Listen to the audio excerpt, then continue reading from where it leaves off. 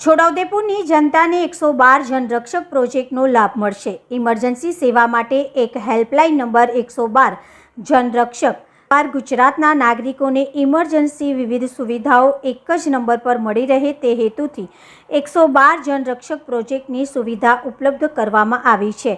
આ પ્રોજેક્ટ અંતર્ગત છોટાઉદેપુર જિલ્લાના નાગરિકોને ઇમરજન્સીના ગોલ્ડન અવરમાં વિવિધ સુવિધા મળી રહે તે માટે જિલ્લા પોલીસ દળને નવી 112 જનરક્ષક ફાળવવામાં આવી છે।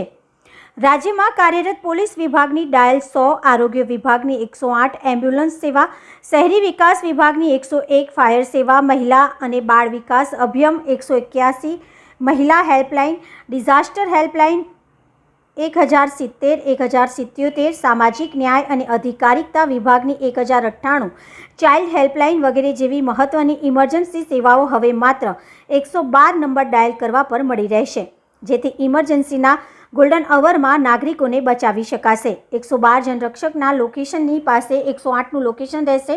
આ ઉપરાંત 112 જનરક્ષકને કોઈપણ પોલીસ સ્ટેશનની સીમા નહીં લાગે। ઘટના સ્થળની સૌથી નજીક જે જનરક્ષક ગાડી હશે તે તુરંત જ ઘટના સ્થળે પહોંચશે।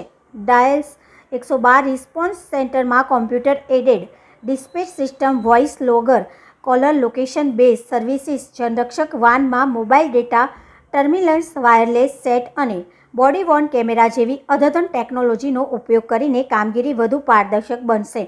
આ પ્રસંગે જિલ્લા પોલીસ બેડાના અધિકારીઓ અને પોલીસ જવાનો ઉપસ્થિત રહ્યા।